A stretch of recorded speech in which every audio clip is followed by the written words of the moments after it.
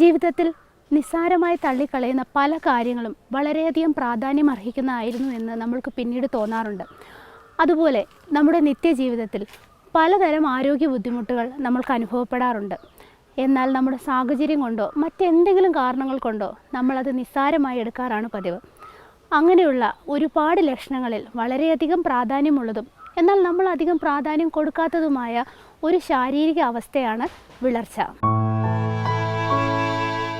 ധാരാളം ആളുകൾ നമ്മളുടെ പ്രാഥമികാരോഗ്യ കേന്ദ്രങ്ങളിലും ആശുപത്രികളിലും തളർച്ച, ക്ഷീണം എന്നൊക്കെ പറഞ്ഞ് ഡോക്ടർമാരുടെ അടുത്ത് ചികിത്സയ്ക്കായി സമീപിക്കാറുണ്ട്.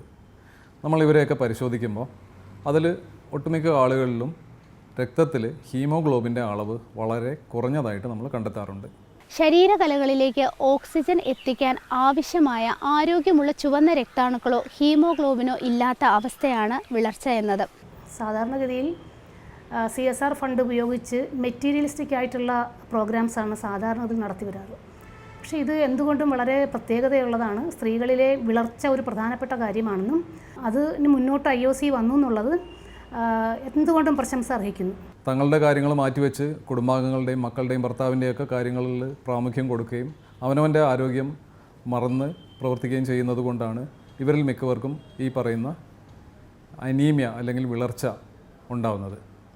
അതിനെക്കുറിച്ച് അവരെ ബോധവാന്മാരാക്കുക എന്നുള്ളതാണ് ഇത് തടയുന്നതിനുള്ള ആദ്യത്തെ കടമ്പ. അങ്ങനെ ഇരിക്കെയാണ് ഇന്ത്യൻ ഓയിൽ കോർപ്പറേഷൻ ലിമിറ്റഡ് അവരുടെ CSR ഫണ്ട് ഉപയോഗിച്ച് HLL മുഖേന ഇങ്ങനെയൊരു പ്രോജക്റ്റ്, സ്വാസ്ഥ്യ എന്ന് പറഞ്ഞിട്ടൊരു പ്രോജക്റ്റ് കൊണ്ടുവരുന്നതും നമ്മുടെ എറണാകുളം ജില്ലയിൽ നടപ്പാക്കാൻ തീരുമാനിക്കുന്നതും. ഈ പ്രോജക്റ്റ് വഴി അവർ വിളർച്ചയുള്ള വ്യക്തികളെ കണ്ടെത്തുകയും അവർക്ക് ബിഹേവിയറൽ ചേഞ്ച് ഉണ്ടാക്കാൻ വേണ്ട ബോധവൽക്കരണം കൊടുക്കുകയും അവർക്ക് ട്രീറ്റ്മെൻറ്റ് ആവശ്യമുള്ളവർക്ക് ട്രീറ്റ്മെൻറ്റ് ലഭ്യമാക്കുകയും ചെയ്യുക എന്നുള്ളതാണ് അവർ ഈ പ്രോജക്റ്റ് കൊണ്ട് ഉദ്ദേശിക്കുന്നത്.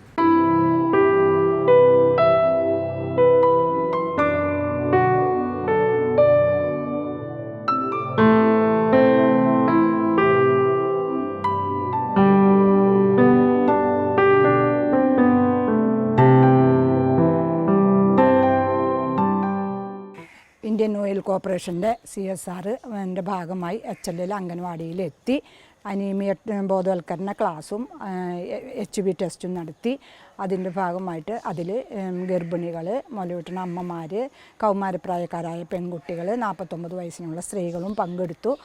അപ്പോഴാണ് ആ ടെസ്റ്റിൽ വെച്ച് ഈ പ്രദേശത്ത് ഇത്ര അനീമിക്കായ ആളുകളുണ്ടെന്ന് ഞങ്ങൾക്ക് മനസ്സിലാക്കാൻ കഴിഞ്ഞു. ഇടയ്ക്ക് എനിക്ക് തലക്കറക്കവും ക്ഷീണവും വരുമ്പോൾ ഞാൻ കിടക്കുകയും കുറച്ച് കഴിഞ്ഞ് എഴുന്നേറ്റ് ജോലികൾ ചെയ്യുകയും ചെയ്യുമായിരുന്നു. സ്വസ്തിയുടെ ഭാഗമായി നടന്ന HBയുടെ ക്ലാസ്സിൽ ഞാൻ പങ്കെടുക്കുകയും എനിക്ക് HB കുറവാണെന്ന് കണ്ടെത്തുകയും ചെയ്തു. ത്വക്ക്, കൺതടങ്ങൾ, നാവ്, കൈനഖങ്ങൾ തുടങ്ങിയവ വിളറി കാണപ്പെടുന്നു. ക്ഷീണം, തലവേദന, തലകറക്കം, ശ്വാസതടസ്സം, ചെറിയ ചെറിയ ജോലികൾ ചെയ്യുമ്പോൾ പോലും അമിതമായ ഹൃദയമിടിപ്പ് തുടങ്ങിയവയെല്ലാം വിളർച്ചയിൽ നമ്മൾ വളരെ സാധാരണമായി കണ്ടുവരുന്ന ലക്ഷണങ്ങളിൽ കുറച്ചാണ്. ഞങ്ങളുടെ HB ടെസ്റ്റ് നടത്തുകയും അതിനെപ്പറ്റിയുള്ള ഡയറ്റ് പ്ലാൻ ഞങ്ങൾക്ക് തരികയും ചെയ്തു. അതിലൂടെ ഞങ്ങൾ ഭക്ഷണം ശ്രദ്ധിക്കുകയും അയണും കാൽസ്യമൊക്കെ അടങ്ങിയ ഭക്ഷണങ്ങൾ കഴിച്ച് ഞങ്ങൾ പൂർണ്ണ ആരോഗ്യവതികളായി തീർന്നു. ഈ ക്ലാസ് ഞങ്ങൾക്ക് വളരെയേറെ പ്രയോജനപ്പെട്ടു.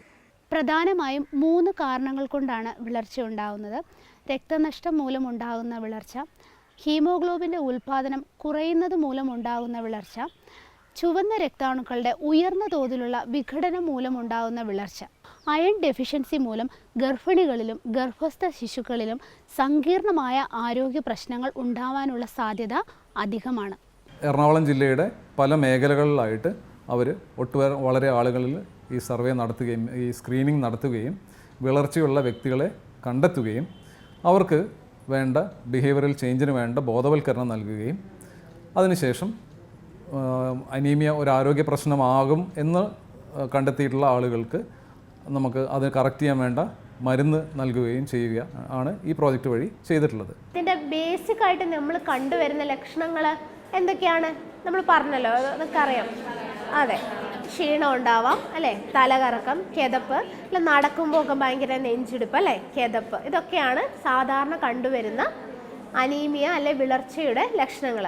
ബ്ലഡിൻ്റെ ലെവൽ കറക്റ്റാണോ എന്നൊക്കെ ഒന്ന് ചെക്ക് ചെയ്തേക്കാമെന്ന് നമ്മൾ ചിന്തിക്കുന്നില്ല. വളരെ നിസ്സാരമായൊരു ടെസ്റ്റിൽ കൂടെ നമുക്ക് HB ലെവൽ അറിയാൻ പറ്റും. 12 to 16 ആണ് ലേഡീസിന് അല്ലേ. ജെൻസിനാണെങ്കിൽ ഒരു 13 മുതൽ 14 മുതൽ 18 വരെ വേണം. HB ഇന്നിപ്പോൾ ടെസ്റ്റ് ചെയ്യുന്നതിനൊപ്പം തന്നെ ഞാൻ പറഞ്ഞല്ലോ ഒരു ഡയറ്റ് ചാർട്ടും കൂടെ നിങ്ങൾക്ക് തരുന്നുണ്ട്. അതിനകത്ത് നോർമൽ റേഞ്ചും പ്രശ്നങ്ങളും എല്ലാം എഴുതിയിട്ടുണ്ട്. കൂടാതെ ആഹാരത്തിൻ്റെ ഒരു ലിസ്റ്റ്, അയൺ കണ്ടൻ്റ് ഉള്ള ആഹാരങ്ങൾ ധാരാളം കഴിക്കുക അല്ലേ. എന്നാലാണ് കുറച്ചും കൂടെ സ്ട്രോങ് ആയിട്ട് അല്ലേ, ഈ സ്റ്റേജൊക്കെ വളരെ സ്ട്രോങ് ആയിട്ട് പോയാലാണ് ഭാവി കുറച്ചും കൂടെ അടിപൊളിയാവത്തുള്ളൂ അല്ലേ. ഞാൻ എൻ്റെ HB ഇന്നിവിടെ ടെസ്റ്റ് ചെയ്തു. അപ്പോഴാണ് മനസ്സിലായത് എൻ്റെ HB കുറവാണെന്ന്. മാമിൻ്റെ ക്ലാസ്സിലൂടെ എന്തൊക്കെ മെഷർമെൻറ്റ്സ് ചെയ്യണമെന്നും എന്തൊക്കെ ഫുഡ് കഴിക്കണമെന്നും മാം പറഞ്ഞു തന്നു. സ്വസ്ത്യ എന്ന അവയർനെസ് പ്രോഗ്രാമിലൂടെ ഞങ്ങൾക്ക് ഈ കാര്യങ്ങളൊക്കെ മനസ്സിലാക്കി തരാൻ പറ്റി. അനീമിയയ്ക്ക് മെയിനായിട്ട് നമ്മൾ അയൺ റിച്ച് ആയിട്ടുള്ള ഫുഡാണ് പ്രൊവൈഡ് ചെയ്യേണ്ടത്. അത് ഹോസ്റ്റൽസൊക്കെ എത്ര പ്രൊവൈഡ് ചെയ്യണമെന്ന് നമുക്കറിയില്ല. പിന്നെ മെയിൻലി ഈ ഹോസ്റ്റൽസിലൊക്കെ ഫുഡ് ഇഷ്ടപ്പെടാത്ത കാരണം സ്റ്റുഡൻസൊക്കെ ഇങ്ങനെ പുറത്തുനിന്ന് ഓൺലൈൻ ഡെലിവറി സൈറ്റ്സ് വഴി അവർ ഫുഡ് വാങ്ങാറുണ്ട്.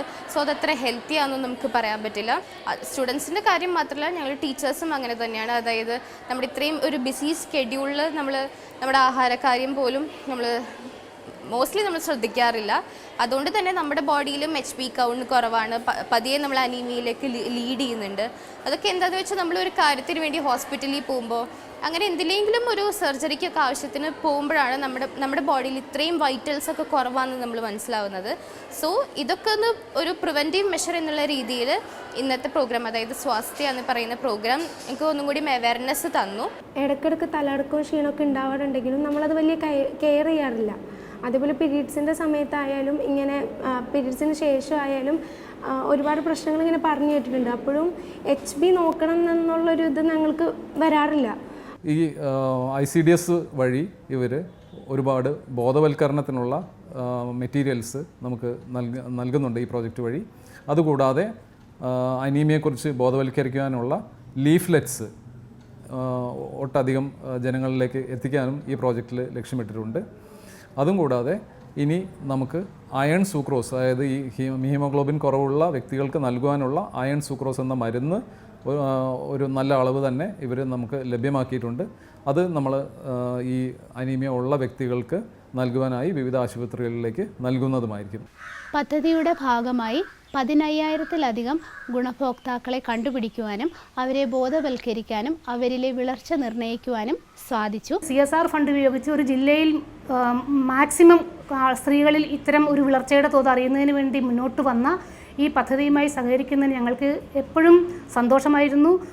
അതുമായിട്ട് പൂർണ്ണമായും നമ്മൾ സഹകരിക്കുകയും ചെയ്തിരുന്നു. ഒരു ബിഹേവിയറൽ ചേഞ്ച് ഉണ്ടാക്കുക എന്നുള്ളതാണ് ഈ അനീമിയ തടയുന്നതിനുള്ള ഏറ്റവും വലിയ കടമ്പ.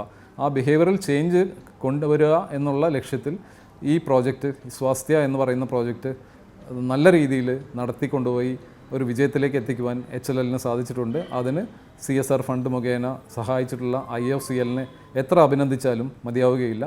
ഈ പ്രോജക്റ്റിൽ ഞങ്ങളും HLLും IOCLും എല്ലാവരും കൂടെ കൈകോർത്ത് അതൊരു വലിയ വിജയമാക്കി തീർക്കും എന്നാണ് പ്രതീക്ഷിക്കുന്നത്.